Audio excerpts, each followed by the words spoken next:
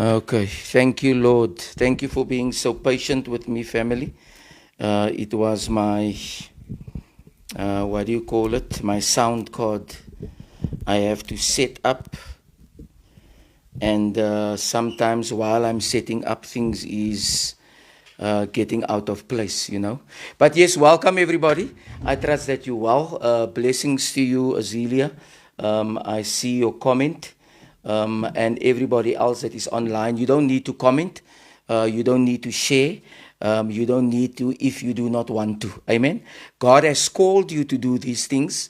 If you are finding yourself in a place where you are calling yourself a disciple of God, we are not in a place where we are keeping the word for ourselves. We are not opinionated when it comes to the truth of God.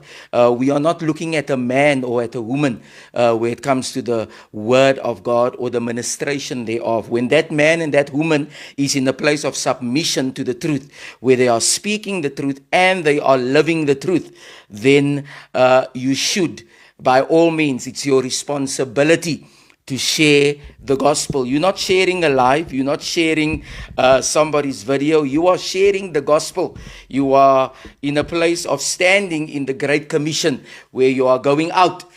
Even by being in your homes, but you are at a place where you are being extension of the arms or of the hands of Jesus Christ within the lives of others. Amen. So yes, welcome again, everybody. It is an honor for me to be here. I cannot see. I'm using my old laptop because my other laptop, with all my information on, is not working.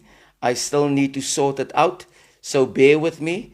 It's going to be a little bit of a challenge for me this morning because this one is not like the one that I've received from partners in this ministry, that deem it important for the Spirit to move in a place of effectiveness and efficiency. But yes, welcome everybody. I will not be able to see all your comments. Let me just see. I see Shannon also saying good morning. So yes, family, like I always say, it is an honor. It is a great privilege for me to stand here. I never deem it as, just an ordinary thing that I'm doing. I'm standing in a great capacity to be a voice that is echoing the purposes and the plans of God through His Word. So no matter your opinion, no matter your feelings, no matter your emotions, no matter my season, the word of God is true. The word of God is not true because I say so. The word of God is not true because you say so. The word of God is true because it is written. Amen. Even the devil in the wilderness, he had to comply to the word of God. Even the father of lies, the spirit of deception, he had to come. And when he had to try to deceive Jesus, he said, it is written. He couldn't do it with his own understanding. He couldn't do it by adding or taking away. He couldn't do it. He had to bring the word of God. To bring about a place where it will be a striving. Today we are striving with lies. Today we are striving with deception. Today we are striving with feelings and emotions. Wow, if I think about it, then it is madness in accordance to what we strive with. Because we do not know the word, because we do not believe the word, because we do not follow the word. Now, when anything arises that is out of the word of God or out of the will of God, because of our feelings, our emotions, because of our opinion, because of the age, because of popularity, we are drawn towards those things. And we should strive with the word. Did you know that Israel means the one that strives or wrestles with God? Oh, thank you, Holy Spirit. Israel means the one who strives or who wrestles with God, not in a place where they wrestle with God to bring about that they overpower God, but no, a wrestling with the inner man, a wrestling with the feelings and the emotions, a wrestling with the opinion of self and with the flesh, so that the spirit can overcome. Can you remember Jacob? Or Israel, after he wrestled with God, God changed his name to Israel. He didn't wrestle with God to overpower God. He wrestled with God because he said, Lord, I'm not going to leave you until you bless me. This is the wrestling that we are doing with God. And the blessing is not in accordance to the things of the world, because Jacob had everything. Jacob had flocks. Jacob had his wife. Jacob had sons. Jacob had everything. The blessing that he was seeking was the acceptance in the natural because of what he had done to his brother. The blessing was long life that should be in the place of sitting upon his life. It wasn't about breakthrough. It wasn't about favor. It wasn't about the things. It was about the blessing of God that maketh rich and adds no sorrow. That has got nothing to do with money. It's got nothing to do with business. It's got nothing to do with feelings or emotions. It's got to do with God's word that has been spoken over you because of your alignment.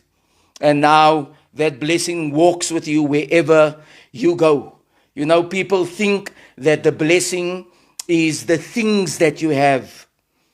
That is the greatest deception that the enemy uses. The enemy comes as an angel of light. He reveals himself, or he transforms himself as an angel of light to deceive the people, to think that the things of the natural or the things of this world is that which has made you arrive. You know, but there's people, I'm thinking about Lazarus that is laying at the gates of the rich man. Yet Lazarus was more blessed, exceedingly abundantly above all, so much than the rich man. The rich man had everything. The word of God said that he wore purple on a daily basis. The word of God, we're going to come with that teaching one of these days. I did it a few years ago.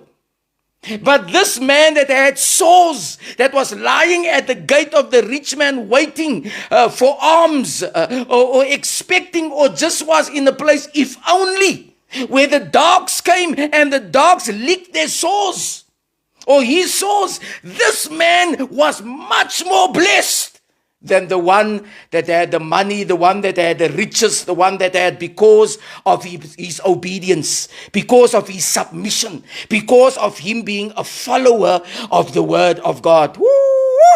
We need to open our eyes. We need to wake up. We need to come to the place where we arise from our slumber of the worldly things, arise of the slumber from the flesh, where we have been arrested through our emotions, our dreams, our wants, our desires. Blessings to you, Nazarene. I trust you well, woman of God. So yes, family, today we are closing, hopefully, with part 3, with the anointing of covenant. Amen. We have been busy with this for about, I think, 2 months. You know, we did it about 3 weeks ago, part 2, a month ago, part 1, and then, it was Easter or Passover, and we had to concentrate on that.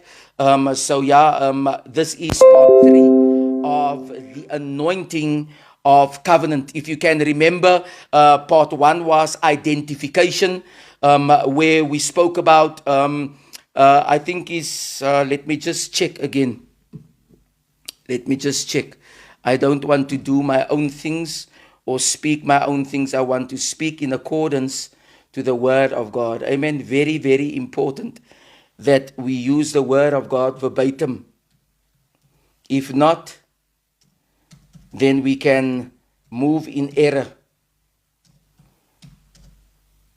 Not even move in error, but we can also move in a place where we deceive people.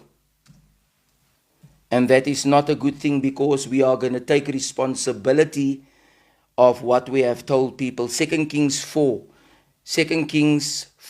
Amen. That is where we find ourselves. It was identification, the anointing of covenant. where verse 1 and verse 2 we were discussing. And then the week after that, we were busy with part 2, where it was partnerships potency, where we spoke on verse 3 and verse 4. And today we are going to try to finish it with verse 5, 6, 7, and 8, if I am not wrong. But yes, that is what we're going to concentrate on today. But we thank God. We thank God for His presence. We thank God for Him being here. We thank God that, He is in the place of bringing us closer to Him if we will allow ourselves. The Word of God says, draw closer to me and I will draw closer unto you. Many times we are waiting for God to draw closer to us. And God has given us instruction already. God has given us direction already. God has given us the purpose already to walk out. God has given us the path already. But we are waiting for a sign. We are waiting for people's support. We are waiting for something to change in our environment. And God says, draw closer to me, no matter what you have, no matter what you do not have, no matter who is against you, no matter who is for you, no matter the season of overflow or the season of lack. You just need to find that position. You just need to find that strength to push through your emotions and your feelings and your mindset and your opinion, because these are the things that hold us back. These are the things that is chains. Men isn't chains. They shouldn't be changed or chains. Witchcraft isn't change.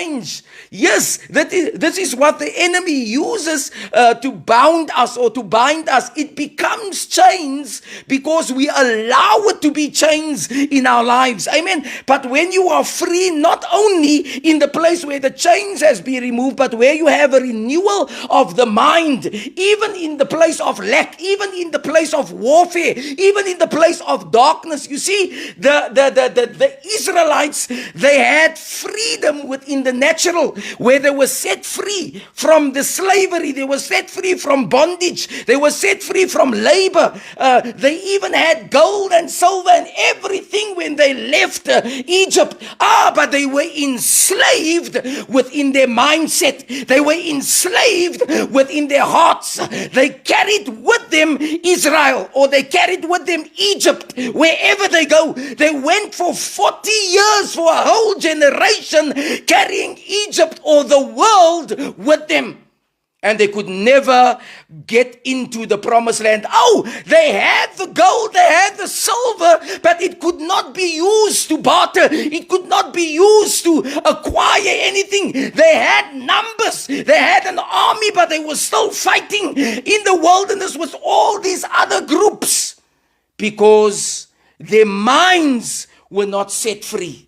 So no matter where you find yourself, no matter the opinion of people, no matter how they treat you, no matter what they say you are, you don't care about that. You submit yourself under the word. You need to care about it if you are out of whack.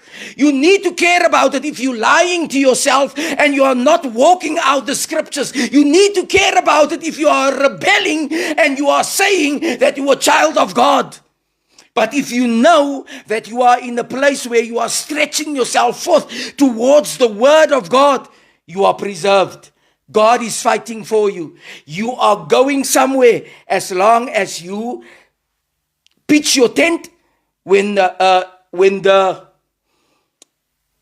cloud by day and the fire by night is standing still, and you accumulate everything and move with the cloud and the fire when it is on its way. So yes, family, again, welcome.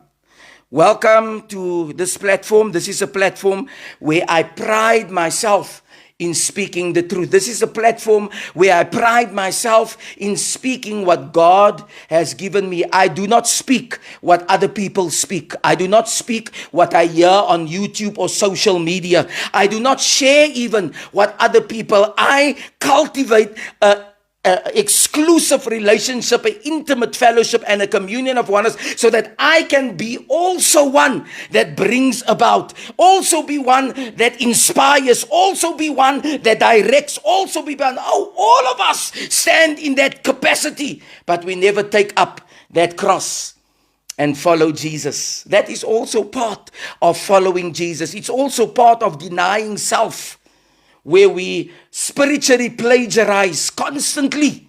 We have got other people's videos, other people's messages, other people's revelations, and God is speaking to us on a daily basis, and we never step out. We never come to the place where the anointing becomes a covenant in our lives. We covenant with the anointing through a middleman, through a priest. Nothing wrong with it. But when are we going to step out into that place where God is using us, no matter the season that we're in, no matter our surroundings, no matter the opinions, no matter the lack? If I look at the men in the Bible of the Old Testament and the New Testament, they had so much not going for them. They had groups and groups of people. They had whole villages and towns and cities that was after their lives. It wasn't as big as this, where you can hide yourself amongst the crowd. When you came into a city, everybody knew who you were. Everybody knew that you don't belong here, because everybody knows everybody. And we are so used to covering ourselves and covering our sin with leaves from the tree. And God says it's time for us to remove, so that He can wash and He can clothe and He can send. Because there's a people that is hungry, there's a people that is thirsty, there's a people that is dying, waiting for the testimony of Jesus Christ, the true testimony, not just in your words, but also in your deeds. So yes, family, as I've said, we are busy. You can come, girl. Thank you. We are busy with the study, 2 Corinthians 4, and God has spoken over the few weeks, amen. And with this, that we had a problem with the sound, we are already on half an hour in. Please, Lord, help me to do what you have called me to do in the time that you have allocated me. Thank you, Father God, for your grace. Thank you for your mercy. Thank you for your word.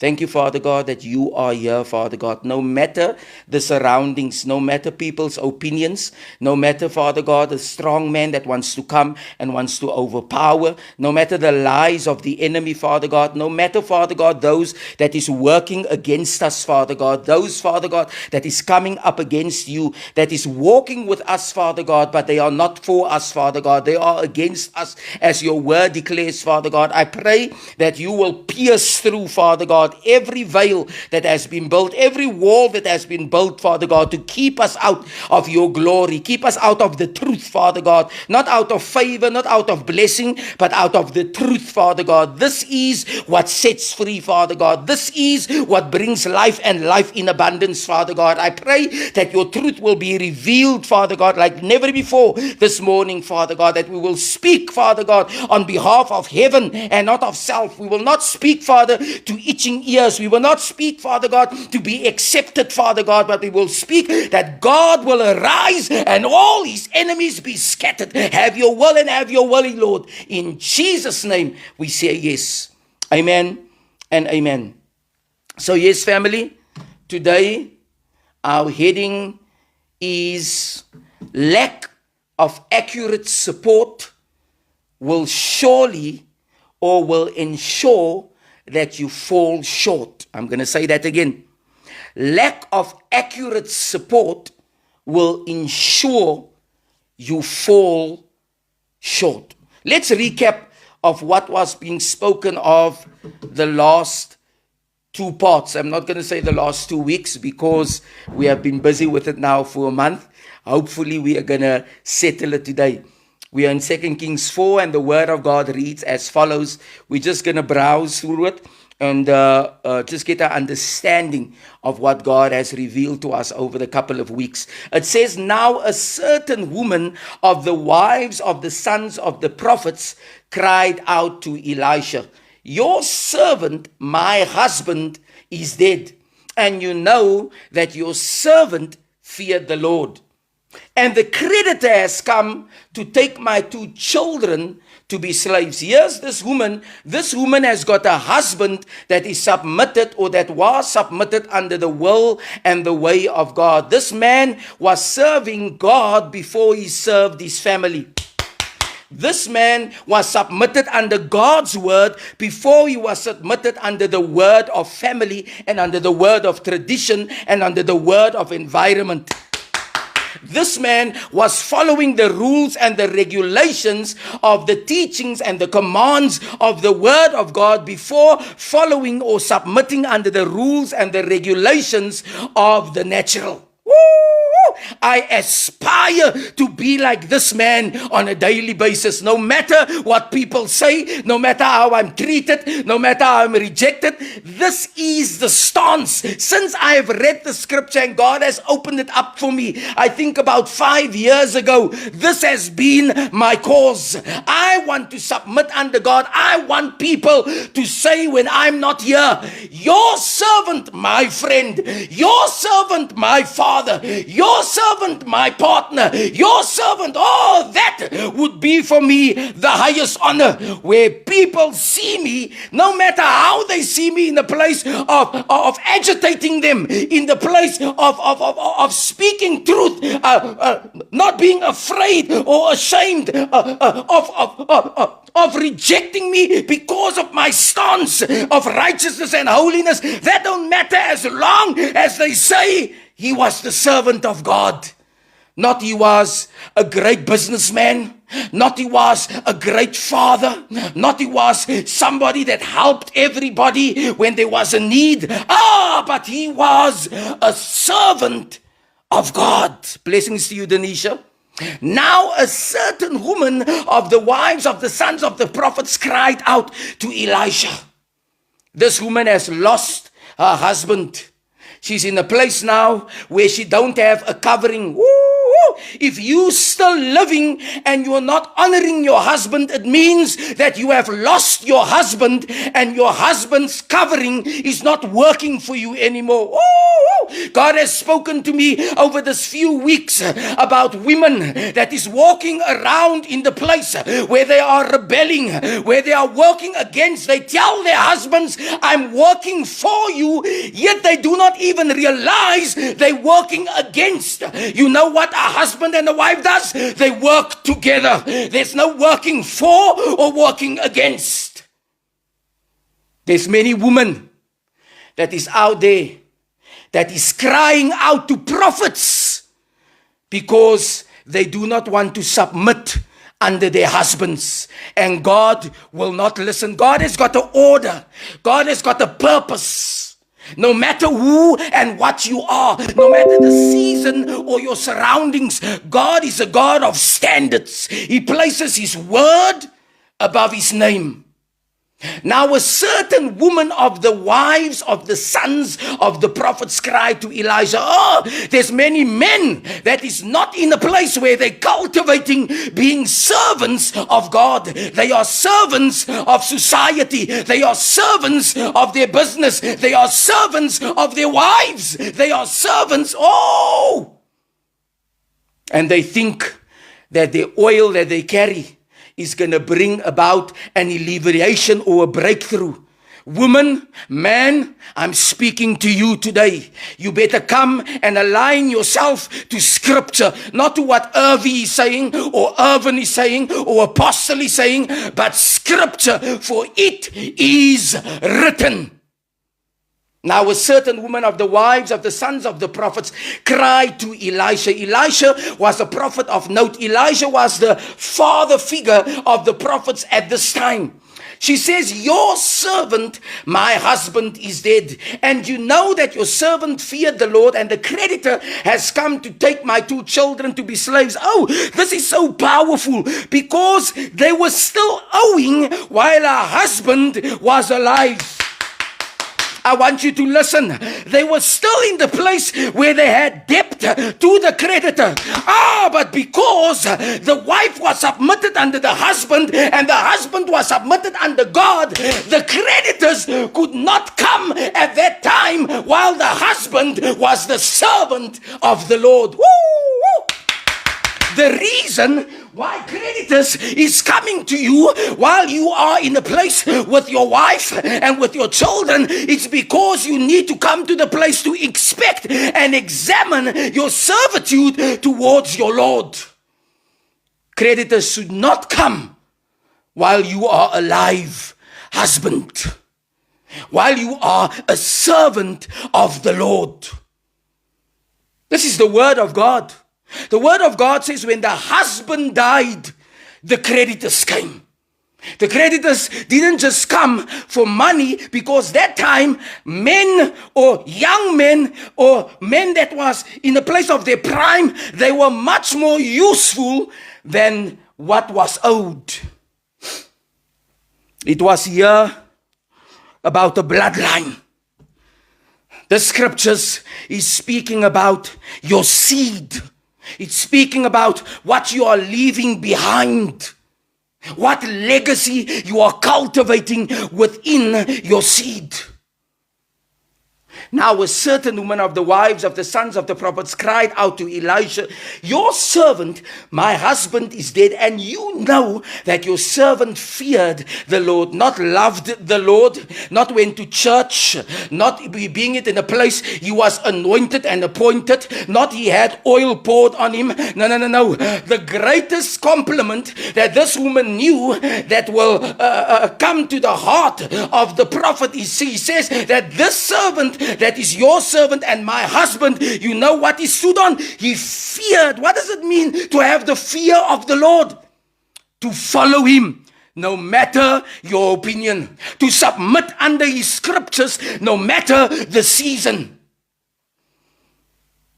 He feared the Lord. And the creditor has come to take my 2 children to be slaves. The husband is not gone for long, in accordance to this scripture and the understanding that we have, but the creditor is knocking at the door, because the covering, the set man, the man that has been separated in a marriage setting, the man that has been serving God, that has been fearing God, that has been following God more than anything else, he's not there anymore. And now the enemy comes, and the enemy says, this is my chance to come to steal, to kill, and to destroy. It says Elisha said to her, what shall I do for you? Elisha is now seeking the wisdom of heaven. He says, what shall I do for you? He gets a revelation. It's not something that is just speaking, something that is just bringing up. This is not a conversation. This is a prophetic revelation that he's receiving from heaven. What shall I do for you? Elisha says, tell me, what do you have in the house? He's testing her. He's asking her. He's bringing her to a place where he wants to see if she has taken note of what this husband that she has, the husband that she says that feared the Lord, the husband that she says was a servant of the Lord, if she has received from the same spirit. Her house wasn't empty. I'm going to show you now. Her house wasn't empty. She had a house. She just couldn't pay her debt. She couldn't pay the creditor. What she had was not in the place where it was sufficient to bring about a payment. He says, what shall I do for you? Tell me, what do you have in the house? And she says, your maidservant had nothing in the house except a jar of oil. I love the way that she's responding. She's saying, I just told you that my husband was your servant and he feared the Lord. Here I'm standing, even if he's dead. I've received the teachings. I've received the instructions. I've received him being an example in my life. She says, your maid servant. She says, my husband may have been a servant in his own capacity where he also covered and taught and instructed us, but I have learned from him. I've submitted under that which God has revealed to him and which God has directed him. She says, now I am also a servant. Though I am a woman, though I am a female, because she makes it clear, your male or your maid servant. I don't want to go into that. Your maid servant has nothing in the house except a jar of oil. Oh, this woman, she was attentive because of her husband that was a servant and that feared the Lord. She says, of everything that I have, the most precious thing that I have is the jar of oil, the cruse of oil. That oil in the Word of God, when you do the study, it's not cooking oil. It's not oil that you use or that you get, crude oil that you get from the ground. No. This is specifically anointing oil.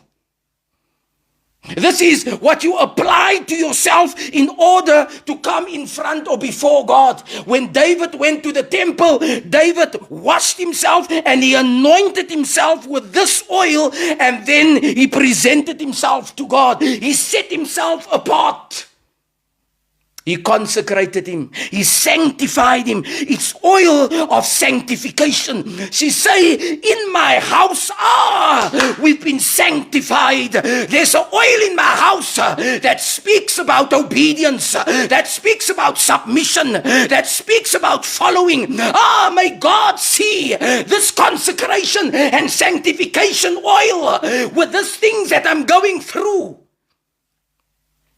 This is what she's declaring to the man of God.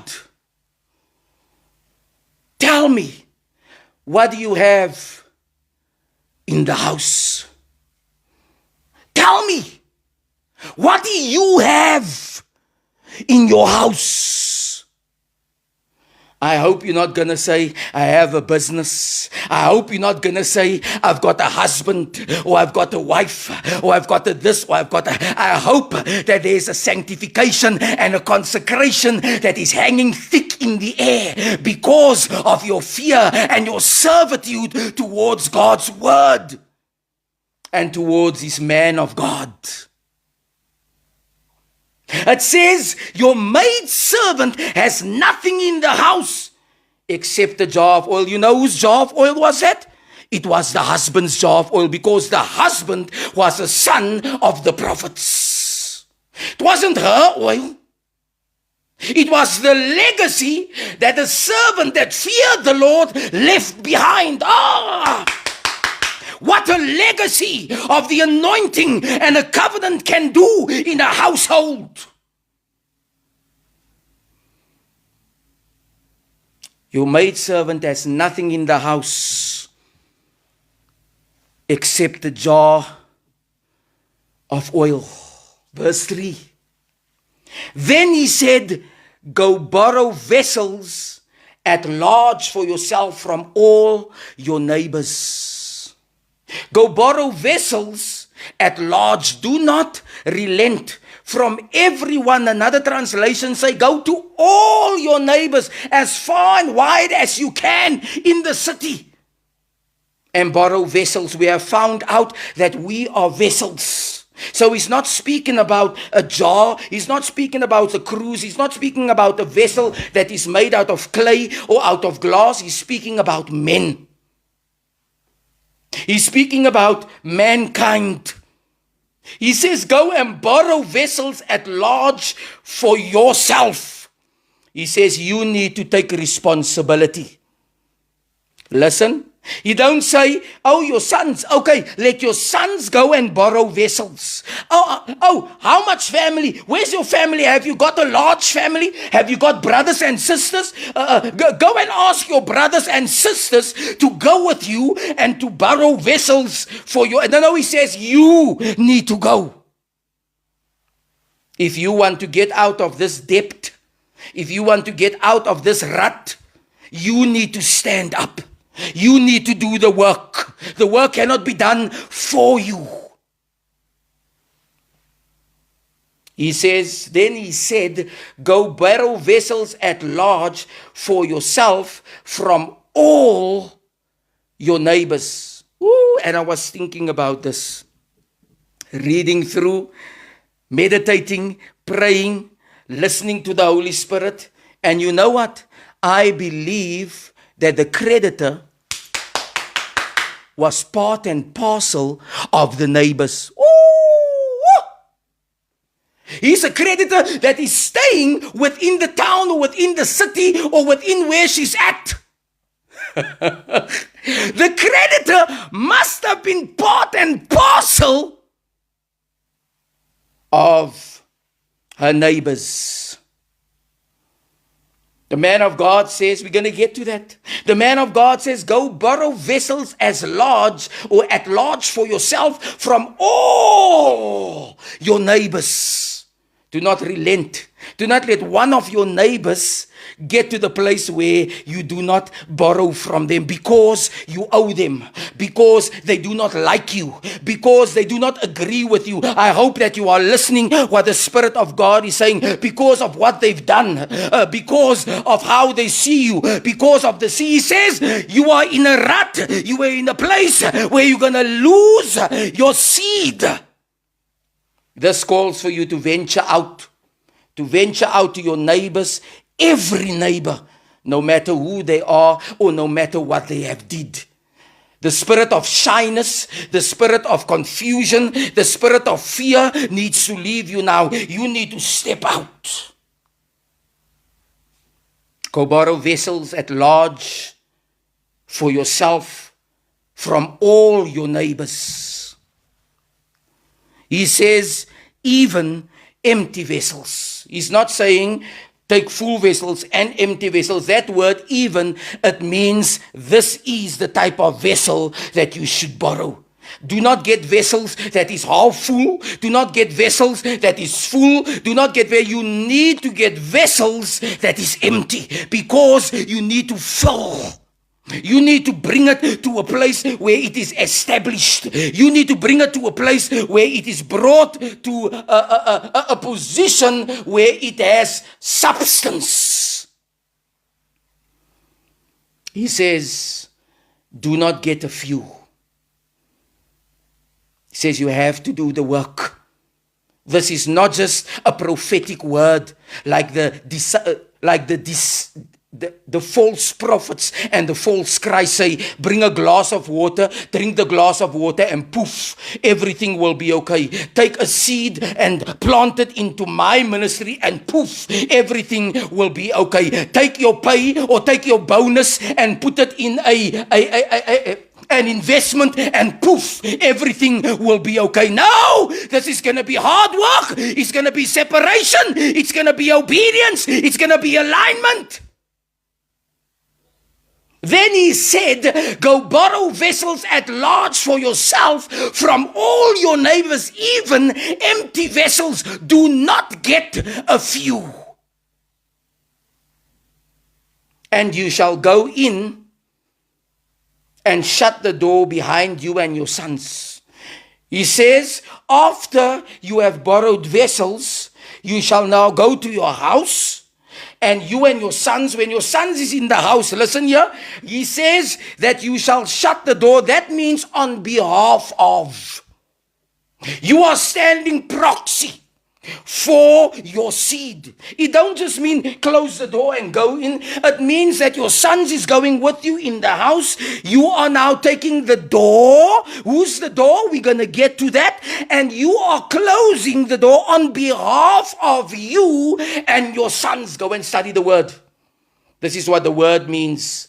On behalf of, or even go in and shut the door behind you and your sons, and pour out into all these vessels. Ooh.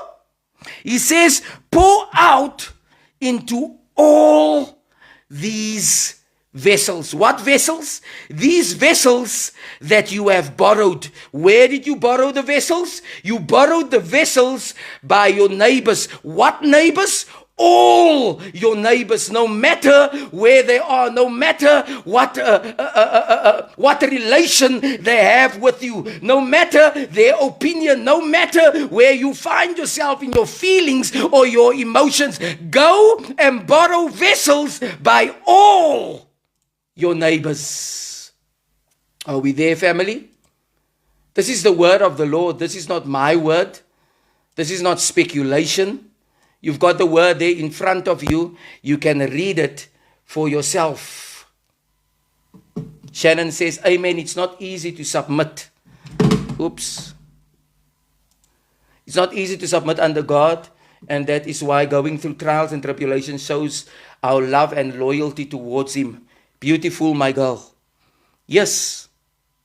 Trials and tribulations is there to strengthen you. Creditors to want to come after your seed. Things that is happening that is ludicrous, that you would never imagine has happened to you, is there to test you, because your confession is that you are a child of God. Everybody knows that you anointed and you appointed. Okay? We know that now. Let us see if it's truly like that when the enemy comes in like a flood. Is there a banner going to be raised? How's your loyalty, as my daughter is saying, is going to now bring forth? How are you going to stand in this place? Are you going to add? Are you going to take away from the word? Are you going to listen to opinion? Is popularity going to sway you? Are you going to stand firm, rooted and grounded, no matter what you have to go through? The word of God says, and you shall go in and shut the door behind you, you and your sons, listen, and pour out into all these vessels, and you shall set aside what is full.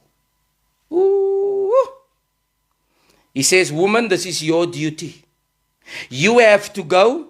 You have to borrow vessels. You have to come in. You have to shut the door. Don't give this responsibility to your children. Don't let your children close the door. Jesus is the door. Don't let them close the door. It is your responsibility. They are in a place where they're immature. They're in the place where they're not maid servants or man servants. They're in the place where they're still transforming. They're in the place where they're still in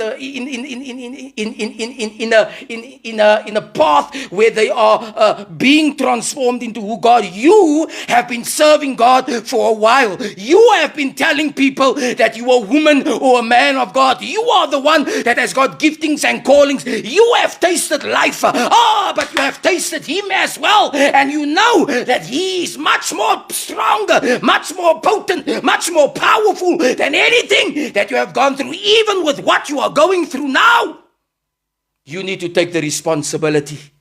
Not your mother, not your father, not your uncle, you. He says, and you shall go in and shut the door behind you and your sons and pour out into all these vessels. You pour. You are filling the vessels that you have borrowed from your neighbors with what is in your hands. With a jar of oil that is in you, with the sanctification and the consecration, you need to make sure that your oil is pure. Because what you pour out is what is going to be received by your neighbors. Have you ever taken stock of what you are pouring out? Because when you pour, you use your hand. You know what a hand is indicative of, or symbolic or metaphorical of? Your works. What you produce. Have you ever taken stock? Have you ever taken a step back and look at not other people's works, not about your family, your husband, your wife, the environment, but your own works in accordance to the gospel? In accordance to scripture? Not in accordance to what is popular in your church, not in accordance to what the man or the woman of God is preaching. Yes, listen. Yes, go and receive, go and glean. But when you go home, you go and open the word and you study it for yourself, and you make sure that what was released for you was is standing in the Word of God. It is written, and no matter if you don't like your pastor, no matter if you don't agree with your apostle, no matter if you don't see eye to eye with your teacher, because it's written, you are obliged to submit. And you shall go in and shut the door behind you and your sons, and pour into all these vessels, and you shall set aside what is full. You shall take stock. You shall be intentional of what you are doing. Remember, you've got a cruse of oil. You've got a jar of oil. You've got vessels. You need to take stock. You need to make sure. Don't give it to the sons or to the other people to take responsibility of what your responsibility is. Don't think you will be covered by your husband's oil that is not there anymore. You need to be in a place where you are responsible. You need to be in a place where you take note, where you take stock, where you take the quality standards of what is being told of you, expected of you, commanded to you, and you are walking it out in a place where you are constantly doing a quality check. Oh my goodness, we're almost an hour in. Part 3, the anointing of covenant. Lack of accurate support will ensure you fall short. A lack of accuracy, it speaks about a deficiency. Lack of accuracy speaks about a deficit. Did you ever hear a deficit? There's a deficit within the country's money system that they have borrowed or that they have whatever. There's a lack. Lack means there's a shortfall. Shortfall in what? A deficiency and a deficit in what? We're not speaking about money, but in accuracy, in correctness, in precision, in reliability. You cannot just do what you want to when God has given you instruction. When God gives you dreams and visions, you just push it aside and you do your own thing. You don't even worry. You don't even care. You don't even understand it. But you also don't want to venture out into wanting to get the understanding, because you know in your spirit that God is speaking to you in the place of direction, in the place of purpose, in the place of turning around. But you think that you can make it better with money and with favor and with connection and with investments and with family and with this and that. I'm here to tell you, if you call yourself a disciple of Christ, if you say you are a follower, it's not going to work for you that way. God is a God of standards. You either leave him and you serve the devil, or you with him and you serve him. Both sides, you cannot serve two masters. Either you will love the one and you will hate the other. This is the word of God. Lack of accurate support. It means a deficiency, a deficit, and a shortfall in correctness, in precision, in reliability. In what? In your support. What does support means? It means faith. Support means your belief.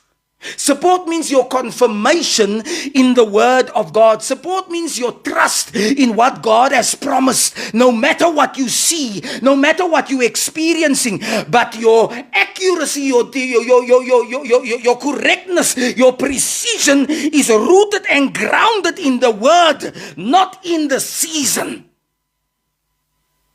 Not in the hurt, not in the opinion. Lack of accurate support, which is your belief, your confirmation, your trust, will ensure, it will bring about, it will birth you to fall short. What does it mean to fall short? Failing to meet an expectation or a standard. Oh, you have read the scriptures before, right?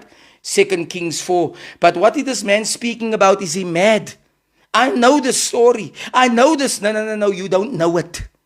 You've heard about it. You've heard it preached before. I'm not saying what is being preached is wrong. I'm not saying what is being preached is an error. I'm saying listen to what the word of God is saying. Not Irvin is saying. Don't listen to the deep revelation that I have gotten. Don't listen to that which was hidden that I delve out. Listen to the word of God.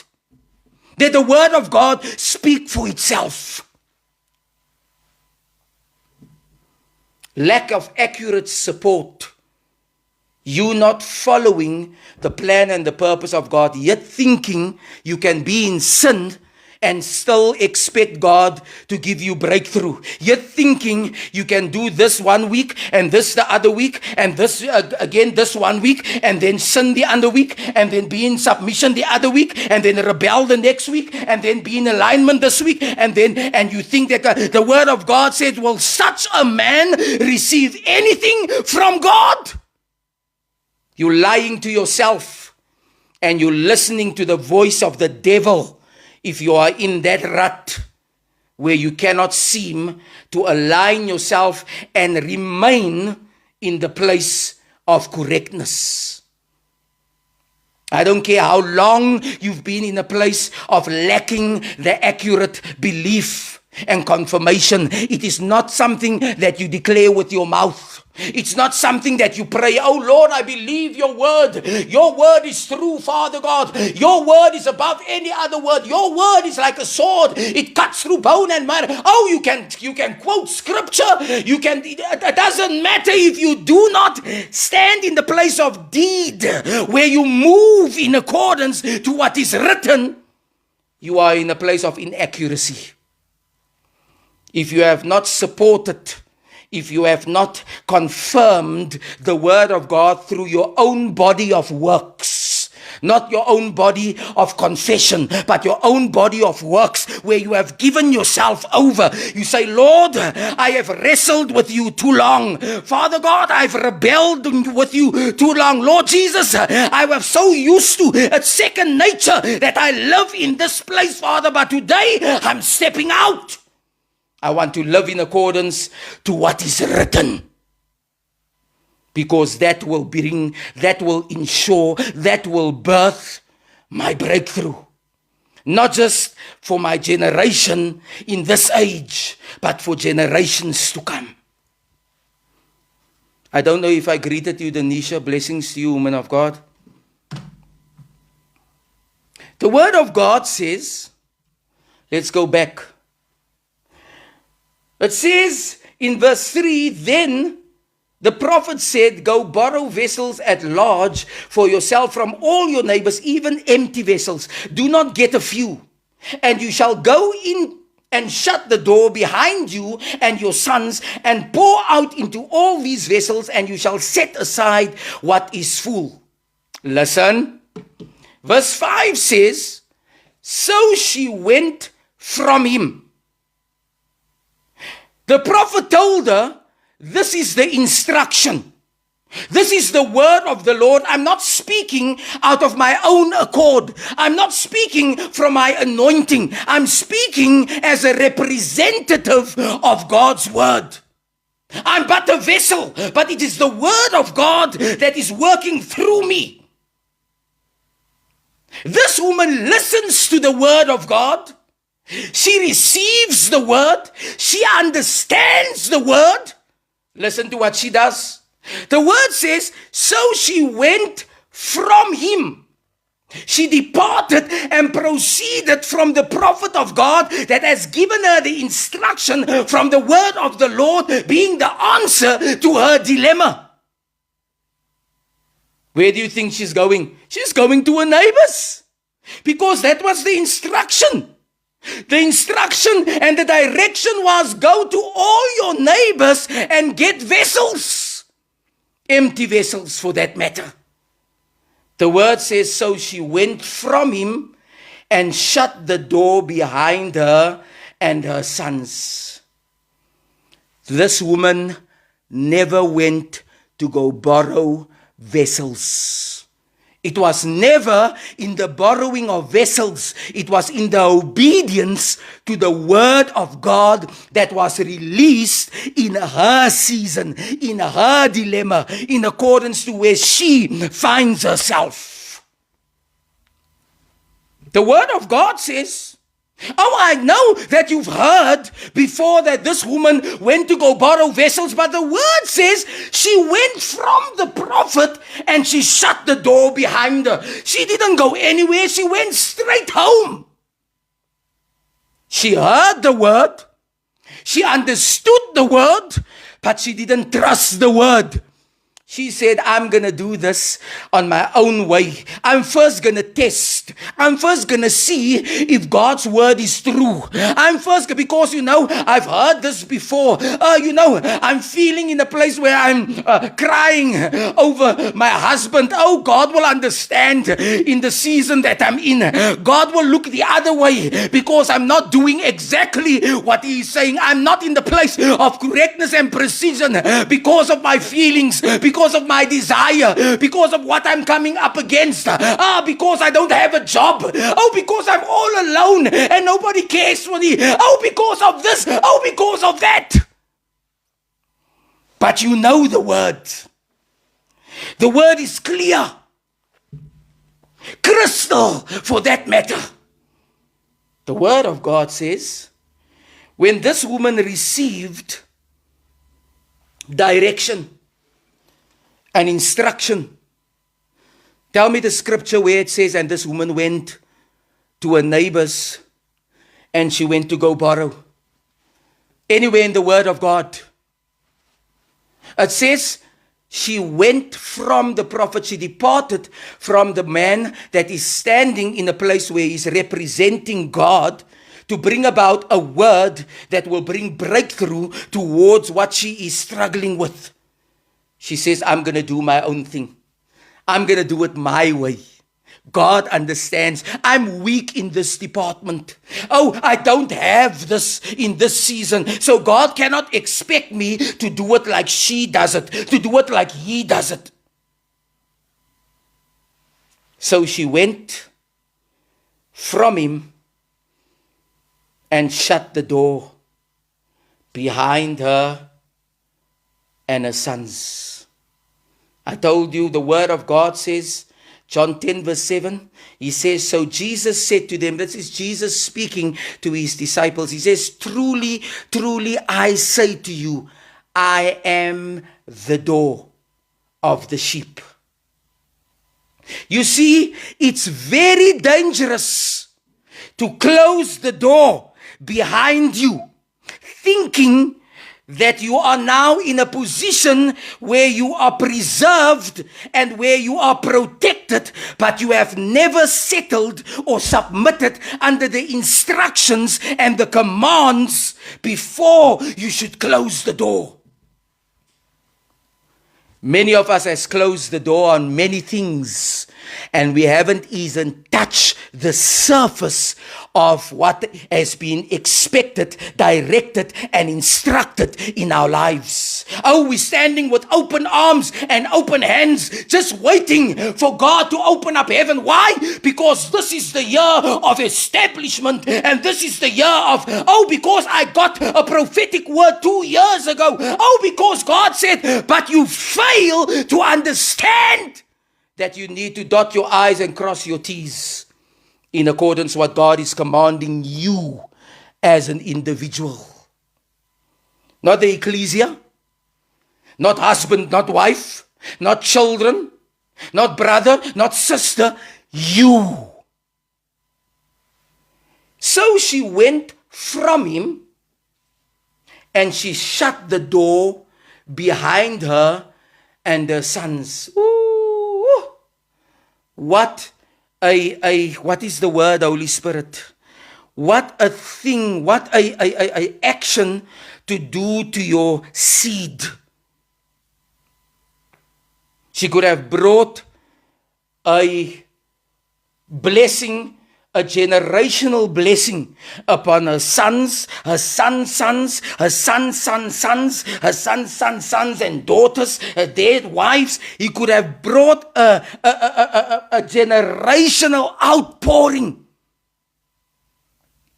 But because of a lack of support towards the instruction, towards the command, towards the direction. Oh, I'm a maidservant. Oh, my husband was a servant and he feared the Lord. Oh, we've got an anointing in the house of consecration and of sacrifice and of there's an oil that is, so I can work on that oil. That oil will sustain me. I don't need to submit. I don't need to follow what he's commanding. I don't need to leave behind what is revealed and directing me. He's a God of love. He's a God of faith. Oh, he's a God that don't look at all your sins. He don't look at everything. He don't want you to be.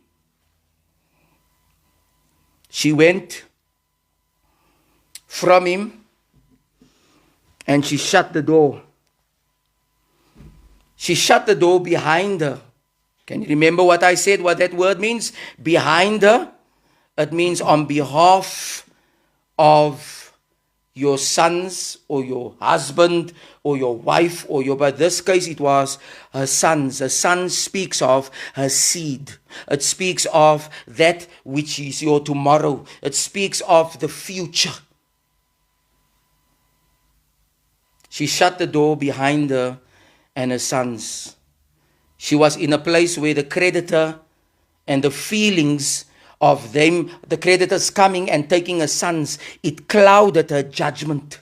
She was in a place where she was crying and she was lamenting for her husband. She was grieving and she was letting the grief cover that which God is directing and commanding and expecting. What are you allowing to cover the place of accurate worship, the place of accurate following God's will and way for your life? What has happened to you that is covering your eyes, it's covering your heart, it's covering your feet from moving into what God is expecting, commanding, and directing you? I'm telling you, you're going to fall short in the long run. So she went from him and shut the door behind her and her sons. The word of God says they were bringing the vessels to her. So this woman had vessels that was in her own house. Remember, she never went to the neighbors. She never went to the creditor, because the creditor, I believe, he had to stay in the same town or in the same city. She never went to go fetch from him vessels and pour out the anointing, what she had through the works of her hands, because of a fear of the Lord and her being herself a maid servant, like her husband was a bond servant. What does she do? She is now running on the effort of her sons. She's running on the effort of her husband. Remember, the oil didn't belong to her. The oil belonged to her husband, because the husband was the sons of the prophets, and the sons of the prophets used to carry around a cruse of oil. The word says they were bringing the vessels to her. When last did you go out and done the work of the ministry where you have gone and acquire vessels that you need to fill? Are you waiting for others to bring vessels to you? Are you running on the anointing of your pastor? Oh, if my pastor can only pray, if I get a word from prophet, oh, that word of 3 years ago of prophet, I stand on this word, but your life is a mess. You're not following the instruction of what God is revealing to you in your dreams, in your visions, in the word of God, in instruction. You thinking that yesterday's word will be able to carry you for today. You are running on the efforts of everybody else, not wanting to comply to the word of God. Because you are in a season where you feel so sad. Oh, because you are in a season where nobody understands or know what I'm going through. Oh, you are in a season where everybody has left you and you don't have any support. Oh, you're in a season where you're working alone and it's so hard for you to get up every morning and to take responsibility. Oh, you're in a season where you don't have any church building and you don't have any people. God understands if your preaching is not so righteous. He understands if you just add a little bit so that the people can start to come and start to take root to the ministry, not to the word. You're going to speak the word on another day, but for now you speak to them so that you can get members and so that... What season are you in? Where do you find yourself in accordance with the effort that God is commanding you and directing you? This woman went from the word of the prophet. She closed the door behind her. I'm thinking maybe she's going to take a bath. She's going to put on a little bit of the oil to prepare herself. And then she's going to tell her sons, you can help me. You can carry it. But I'm going to go and I'm going to ask. I'm going to borrow. Let's go. Open the door again. Go out. Do your due diligence 1 week. You go to all your neighbors. And then you bring it to your house. And you've... No. This woman, she goes home. She shuts the door. And she tells her sons to bring vessels that is in her own house. She's selfish. It's all about herself. It's not about the people that needs the anointing. It's not about those that is empty, that is dying, that's in the place of hunger and thirst. It's not about those that is going through a place where they want to kill themselves, where they are leaving God. Oh, it's about me and my household. My vessels need to be filled. I'm going to test the anointing. The anointing first need to work for me before it needs to work for anybody else.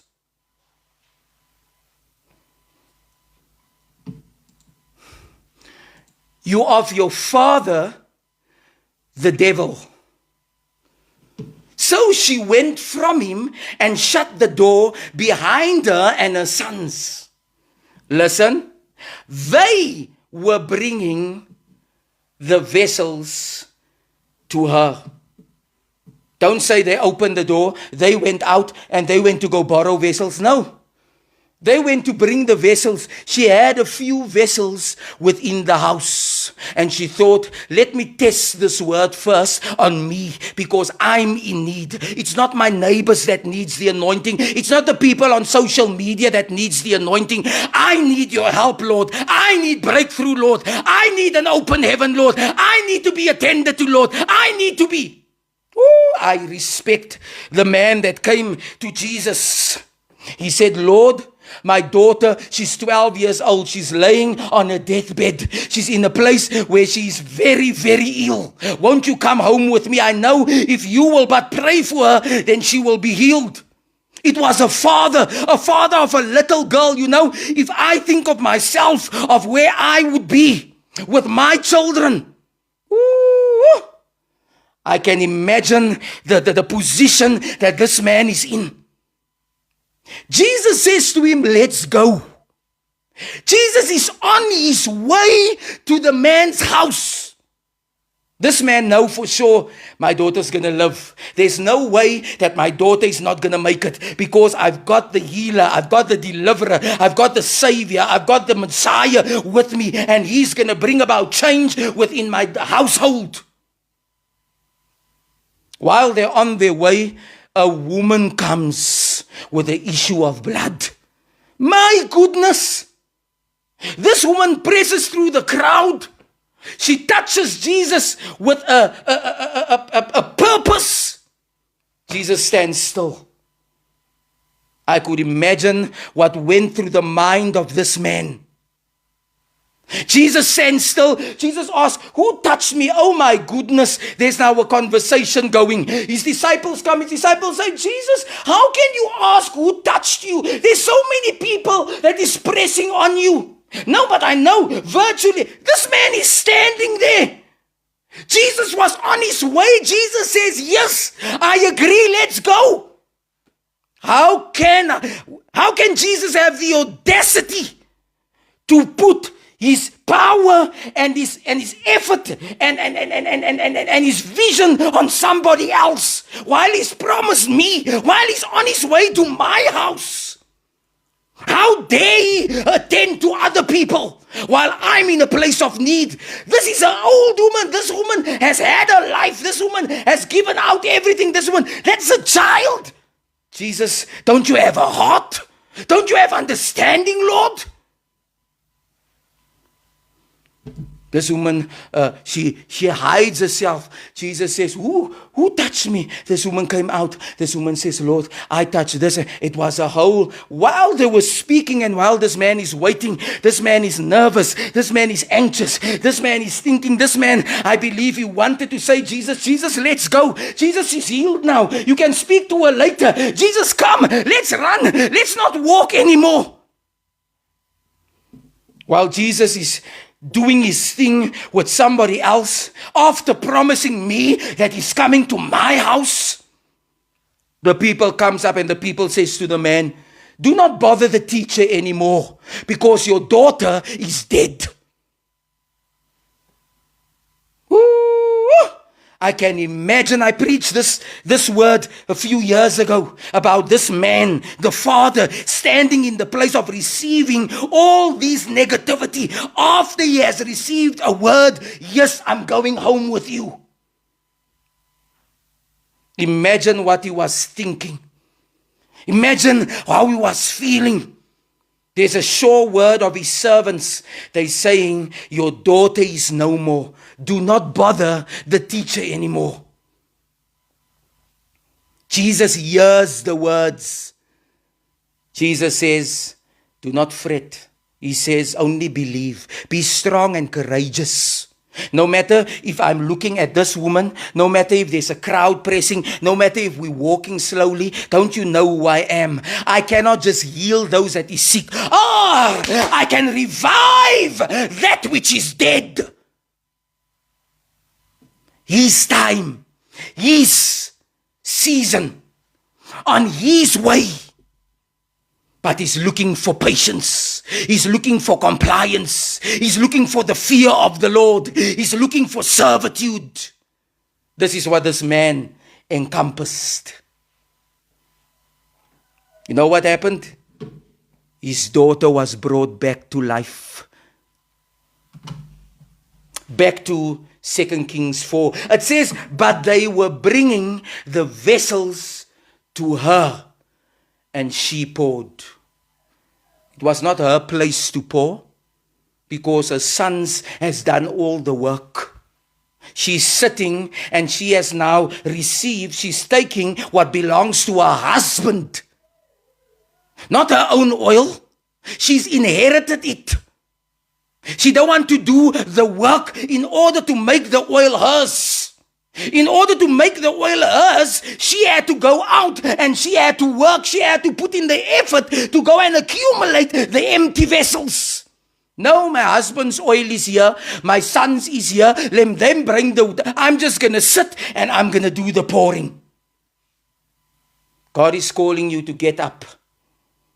He's calling us to start to venture out into wherever we are and to pour into the empty vessels that needs revelation, understanding, direction, rebuke, insight, healing, deliverance, favor, prayer, whatever it may be. It says they were bringing the vessels to her. And she poured. What did she pour? She poured the jar of oil. The jar of oil was a jar of oil of anointing. So she poured anointing oil into empty vessels so that empty vessels can also become anointed vessels. Don't you know that the empty vessel, if it opens itself up to an anointing, no matter if it's only a jar, no matter if it's only a cruiser, no matter if it's only a little, that anointing can fill your vessel, no matter how big your vessel is. It's got the potential. And she poured. The word of God says in verse 6, when the vessels were full, when the vessels was replenished, this is what this word means, where the vessels was confirmed, when the vessels was accomplished, she said to her son, where's the other son now? I think the other son has gotten tired. I think the other son couldn't exert so much work anymore because there's only now one son that is present. There's only one son that is now willing to still partner. Because it was never their job. It was the job of the mother. It was the job of the woman that lost her husband to death. When the vessels were full, she said to her son, bring me another vessel. And he said to her, there is not one vessel more. Can you remember what the prophet told her? Can you remember what the word of the Lord was? He says, when you fill it, you put it to the side. You separate the full vessels that has been anointed now, that has been filled with the anointing oil, and you separate the empty vessels, which still has to be filled in order for you to take stock. You woman, you don't say your sons will put the full vessels on one side, meaning that there was a separation of the full vessels and the empty vessels to bring distinction, to bring understanding, to bring examination of what was busy happening within the house. When the vessels were full, she didn't even know that all the vessels was full because she's so concentrated on filling her vessels. She's so in awe with this small cruse of oil or jar of oil filling all her vessels. She's distracted. She's distracted with the miracle, the sign and the wonder, and she forgets about the instruction. She's thinking about, oh my goodness, this is going to be more than enough. Oh, look at what God is doing. Oh, look at her. And now I don't need, oh, look at the job. Oh, yes, sir, I will work every Sunday, no matter. Oh, the pastor will understand. Even if I'm the usher, even pastor, I will not be able to make it to work anymore. It's going now good in my business at work, so I don't need to come to church anymore. I can still stay at home. I can watch it on my TV. I don't need to do what God has commanded, what God instructs. I do it my way, but oh, look at what God is doing. Oh, I'm living pretty. Oh, look at what God is busy with. Distractions. When the vessels were full, she said to her son, because she has already given the responsibility to them, where it was her responsibility. She said to her son, bring me another vessel. She should have put the ones aside, so doing inspection of how many vessels are left to fill. And her son says to her, there is not one vessel more. My God, what happens next floors me. What happens next, it blows my mind. The word of God says, and the oil stopped.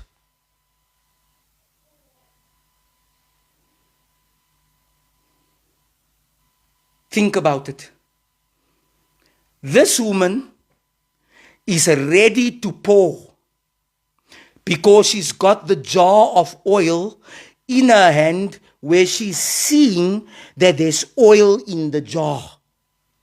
Because now she's looking for another vessel. She wouldn't ask, bring me another vessel, if there was not substance within the jar to pour out. When the vessels was no more, the oil stopped. There was no more action of pouring from the jar into anything else. It couldn't be poured on a sons. It couldn't be used on a self. It couldn't be used. When the vessels was no more, the oil stopped.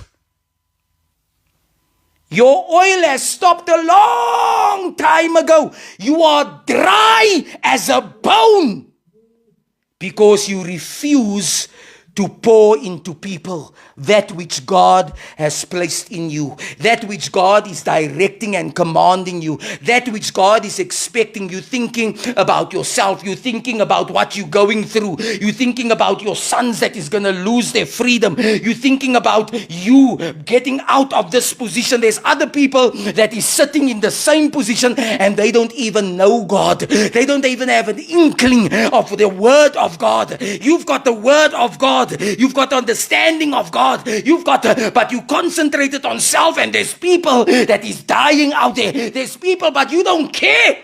And your oil has stopped coming to a place where it is pouring out.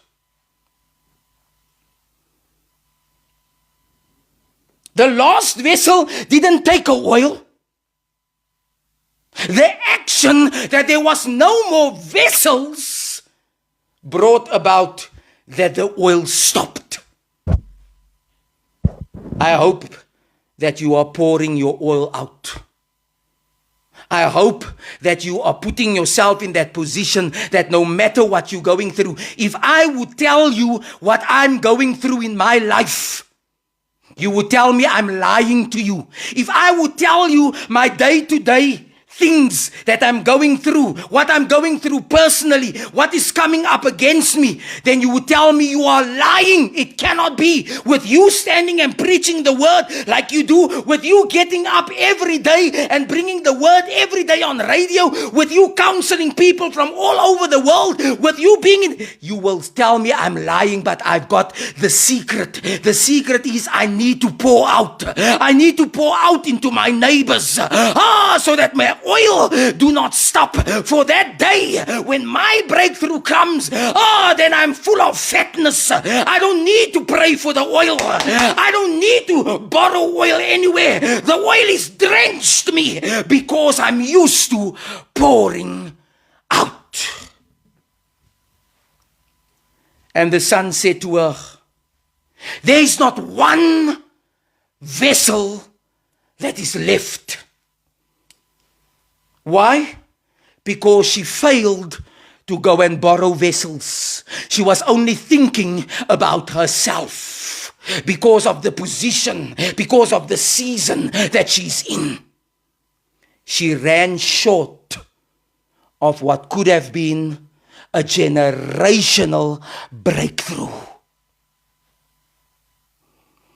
There is not one vessel more. The word of God says, and the oil stopped. Woo! I pray to God that the oil in your life will not stop because you have decided not to pour out anymore.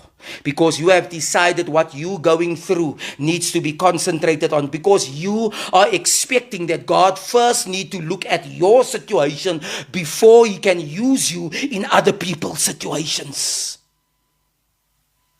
The oil stopped.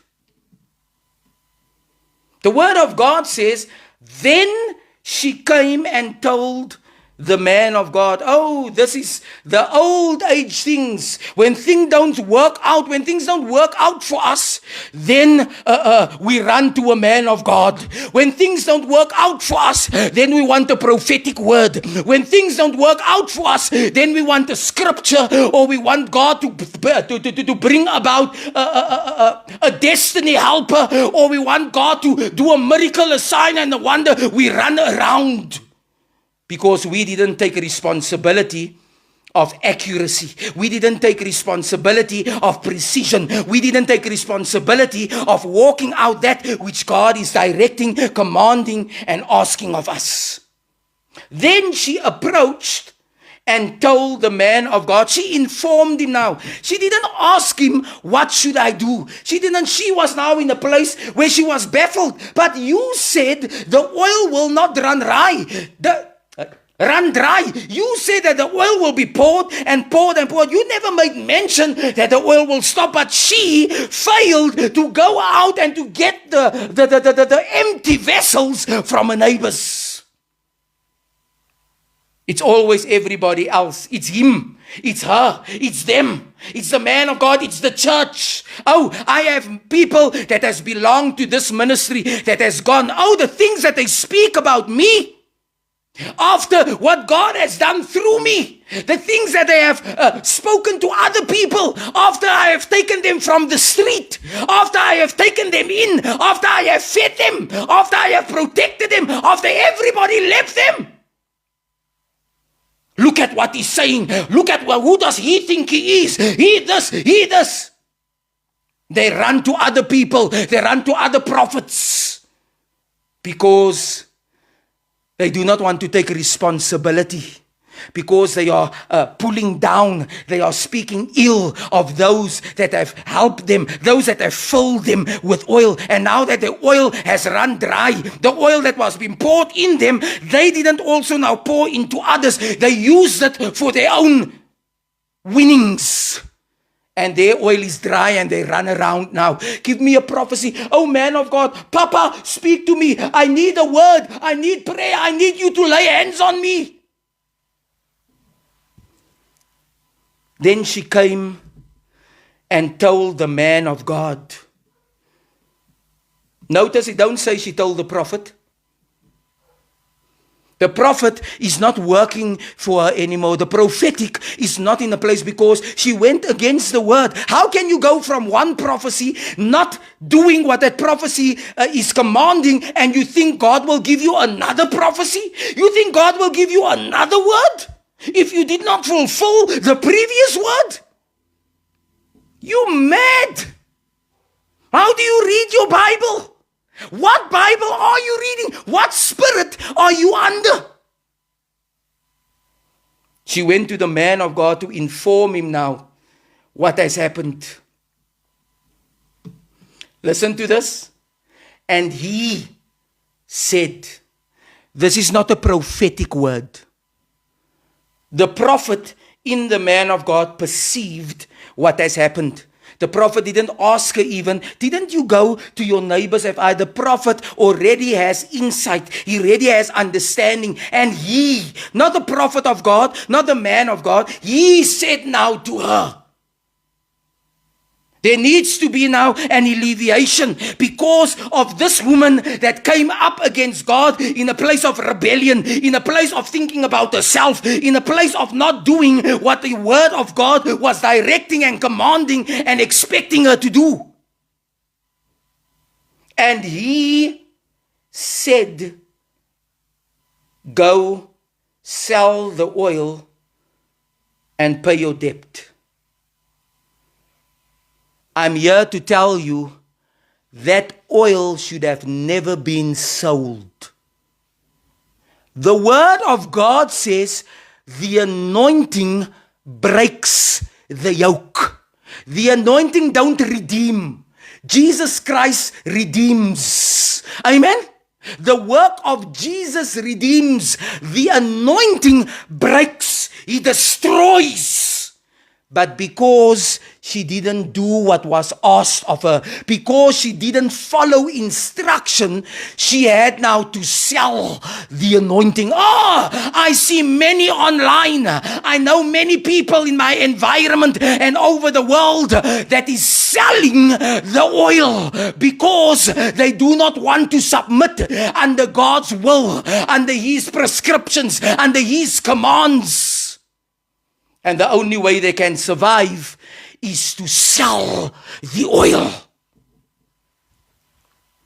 Be careful of buying anointing oil in the natural and in the spirit. Sow a seed and I'm going to prophesy. Do this and I'm going to speak a word. You are bartering. You may get breakthrough, but that breakthrough will only be for a season. I'm going to show you with a word.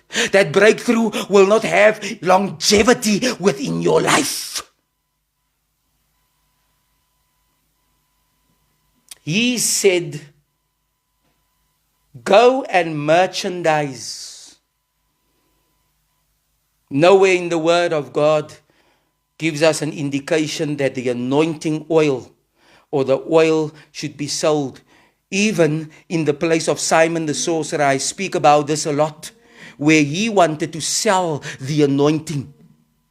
And Peter said to him, woe to you if you want to sell. You are not part and parcel. You have no part in what is happening here, because for you it's all about money, it's all about favor, it's all about breakthrough, it's all about what you can gain. It's not the anointing, it's for others. What is upon your life is to work in the lives to bring about the glory of God in the vision and in the sight.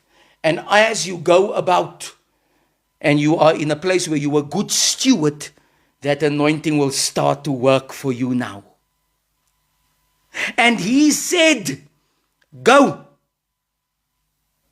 This is not a nice go. He don't say, go and sell. He says, go.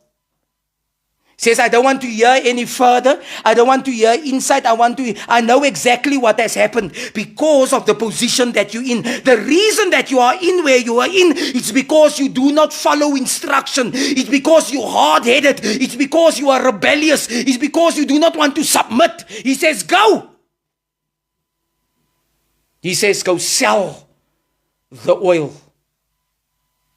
Listen to what he says. And pay your debt. Woo! Jesus has paid our debt. No matter what debt you have. I hope you are listening in the Spirit. I hope the Spirit of God is speaking to you through the scriptures. That is plain, that only needs your spiritual sight. He says, you go pay your debt, because God cannot pay your debt. Why? You have taken the position of doing your own thing. You want to do it your way, it's fine. It has now become your debt. You now make the loan there and here because you don't want to submit under the word of God. You now go and you go invest in this thing and that thing in order to get this payout and that, because you don't want to follow the will and the way, the principles and the directives of the word of God. You go and sell, so that you can pay your debt. My debts is God's debts. Everything that I have, it belongs to God. And he said, go, sell the oil. Remember, the anointing breaks, it ruins, it brings to destruction. It do not redeem. The price of redemption is paid by Jesus Christ. Here he tells you, you pay that debt. You don't want to submit under Christ? Now you pay the debt. You don't want to submit under the finished work. Now you pay the debt. You don't want to do what is asked and commanded of you. Now that it will be on your shoulders. He said, go, sell the oil and pay your debt. And you and your sons can live on the rest. Did you hear what this man says to this woman? He says, go and sell the oil. He don't say, go and sell part of the oil. And I'm closing. He's not saying, go and sell half of the oil. He's saying, go and sell all the oil. Because of your place of rebellion. You have made the things in the natural more important than the things of the spirit. And you know what? Now you can live off that. The word of God says, he says, go and sell the oil and pay your debt, and you and your sons can live on the rest. Not on the rest of the oil, but on the rest of the proceedings of the money that the oil has brought in. What? I don't want to live on money. I don't want to live on proceedings of what the oil has brought in. Lord, I cannot without your oil. I want to live on your oil even if I don't have what people think I should have. Even if I don't have money in the bank. Even if I don't have a car. Even if I don't have what people deem is a blessing. If I don't lose your oil, I've got everything that I need to navigate to the place of transformation, not just in heaven, but on earth as well. He says to this woman, go sell the oil and live on the money. There was a little jar of oil in her house, where that jar of oil afforded her that it filled up vessels that could have been filled up much, much more. The oil, not money, not breakthrough, not favor, not connection, not a job. The oil. And she lost the oil because money became the oil for her. Favor, breakthrough became the oil for her. And the man of God says, you have shown your position clearly. You have taken a decision to where you stand. He says, you might as well go sell all the oil. Because the anointing is not pouring out of you anymore. The anointing is not at work in you anymore. Everything that you've required of the anointing, go and sell it. And live on the proceedings. Not the oil. The oil is being sold. The oil cannot pour anymore because the cruise is empty. But there's money. What is your breakthrough? What is your desire? What are you craving and desiring the most? What do you believe is your breakthrough or will bring you to the next? A business? Money? Connections? Or the oil? He says to her, go sell and pay your debt, and you and your sons live on the rest. Her grandchildren is not included in this whole summary because it's money, and money gets finished after a generation or after a while. But the oil pours out. The oil has got the potency to remain from generation to generation. If that is the focus, if that is the most precious thing within your life. Her great-grandchildren was not included in the summation. Her other family members was not included. It was only her and her sons. The prophet says, you are so focused on your problem of the creditors. God is going to bring about a miracle, a sign and a wonder. You're not a devil. You're not somebody, but you are serving God in your way. So God is going to come through for you. God is going to bring you to a place where you're going to see His hand. But you will never see the fullness of what He has in store for you. You will never see exceedingly, abundantly above all. You will never see no eye that has seen, no ear that has heard, nor has it entered into the heart of man, because you have chosen. He says, you and your seed, you and your sons, go and live on the rest. My heart is sore for the sons' children and their children and their children's children, because of a decision of somebody that didn't want to pour out into empty vessels that was not theirs, that didn't want to look at other people's things that they are contending with, the demons and the devils, only about themselves. They were the center of the world and everything there in it.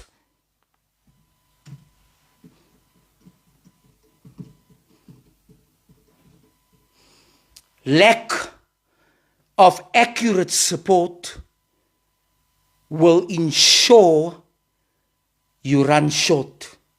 You know why I'm standing in the capacity as I'm standing in? You know why I am standing unafraid and unashamed, even if there's one person or two people only on my life? Because I'm being examined by God. I don't care about what my wife says. I don't care about what my brother-in-law, my sister-in-law says. I don't care about what my neighbor says. I don't care about what other man and woman of God says. I care about what the word of God says, because I'm investing in my children, in my grandchildren, in my great-grandchildren. The word of God says, He speaks about many generations that can be blessed because of one that has taken the decision to set himself apart and to take the punch. David was such a man. David poured himself out. Yes, he wasn't perfect. David was a murderer. David was a conspirer. But David, he fell before God and he said, Lord, forgive me. Lord, I repent. Lord, even if you've taken my child, even if I've lost my baby, Lord, your oil is more important. Father God, you are more important. You are the one that I hail, that I raise up, that I serve, that I worship, not things or not men. You know the life of his seed. The word of God says God promised to David. You know the promise that God made to David? Thank you, Holy Spirit. God says that I've made a covenant with David. You know what God says? As the morning has a covenant with the sun, and the evening has a covenant with the moon, so my covenant with my son David will stand. Woo, I'm getting chills. It's unbreakable. There must be a day and there must be a night. God is saying no matter what happens, no matter who, no matter where, no matter what comes up, because of David's service, because of his submission, because of him submitting and following my word, he says his seed will be blessed. He says that no other seed will sit on the throne of David. Only David's seed. It's going so far where the word says that Jesus comes from the lineage of David. My God. Because of one that says, Lord, I'm going to pour out. It's about others. It's not just about me. I'm not going to concentrate on myself. I'm going to follow instruction. Though I've lost my way, though I've rebelled, though I've kicked against the nodes, though I have fallen, Lord, but today I understand. I'm getting up, I'm aligning, and I'm walking no matter how hard, no matter what I have to do, no matter the sneers, no matter the opinions. I'm doing what your word requires of me as an individual. Lack of accurate support will ensure you fall short. Thank you, God, for your word. Thank you, Father, that your word is yea and amen. Thank you, Lord, that your word will not return void to you, Father God. Your word, Father, of blessing and your word of wrath. It don't mean, Father, we always think that it means blessings. We always think that it means favor. Your word, Father God, means everything that you've said. Not just the blessing and the favor and the breakthrough, but also if you do not. Also, your judgments. Father, I pray today that we will align ourselves to accuracy. That we will submit ourselves, Father God, to precision, that we will become reliable. Not we have a confession, God is reliable. I see God's hand. When are we going to be reliable? When is God going to see our hand in action? That is partnered with His hands. Father, I pray today, you know the hearts, the minds and the confessions. You hear the words of your people that says, Lord, I'm changing today. Father God, I'm taking up your mantle of righteousness and holiness, your mantle of precision, your mantle, Father God, of doing things your way, no matter the cost. No matter the season or the environment that I live in, no matter the opinion, no matter who's going to leave me, no matter what I have to lose, Father God, but 120 years in this life is nothing compared to a lifetime, infinity with you or in hell. Father, I choose you. I choose your word and I choose your anointing. I choose to be led by your spirit. Not like this woman, Father God, that was led by her feelings, led by her emotions, led by her opinion, led, Father God, by her environment, where she rejected your spirit, because the oil speaks of the Spirit of God. Father, I want to be led by your spirit. Help me. Guide me. Take my hand, because I cannot do it on my own. As I study the word, as I get to become a lover and a student of your scriptures, Father God, transform me into who you have called me to be. Father, so that this can be that I carry an outpouring not just on my life, not just on my children's lives, but on the lives of my grandchildren, my great-grandchildren, my great-great-great-great-grandchildren. Let the oil that I carry be effectual because of its purity and because it is poured into every vessel that I am encountering on my way and on my path towards being transformed into your image and your likeness. Have your will and your way in our lives, Lord. In Jesus' name we pray. Amen and amen. Thank you for being with me this morning, family. It's almost 11 o'clock. We thank God. God is faithful in all His ways. And if you weren't here, I would still have been here. If I post the video afterwards, somebody would watch it. But you make it worth it to come and to speak, to come and to declare, to come and to release the word of God, so that there can be, there can be also for the man or the woman that is ministering a place where they are being pushed into what they are doing matters. Not that this brings you to the place of giving you identity, but it's so much better when we have people that is listening to us. If you can, please invite others. If you're not a sharer, it's fine. But at least invite your friends, invite people at work. Tell them about not your ministry. Tell them about a man that has got the word of God upon his tongue. It's not about getting people to become members or even partners. God has taken me further than that now. I've heard years about partnership. Then God told me, or membership. A few years ago, God told me, I don't want my people to be only members. If you remain a member and you never walk into a transition into a partner, you are in error. And a few weeks ago, God told me, I haven't called my people to remain partners. I've called them to become disciples. God says, follow me and I will make you fishers of men. He says, you need to go out after you become fishers of men, and we need to make disciples.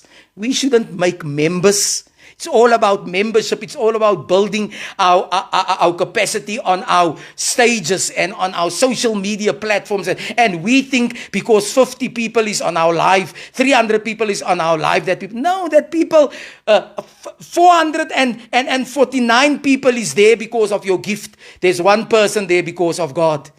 Because you're cultivating membership and partnership. We need to cultivate disciples. Followers of Christ, not followers of a church, not followers of a man. Yes, these things are also part and parcel of doctrine in the age. But if we lose sight of making disciples, we have missed the mark. Thank you for being with me. You can join me every morning as well.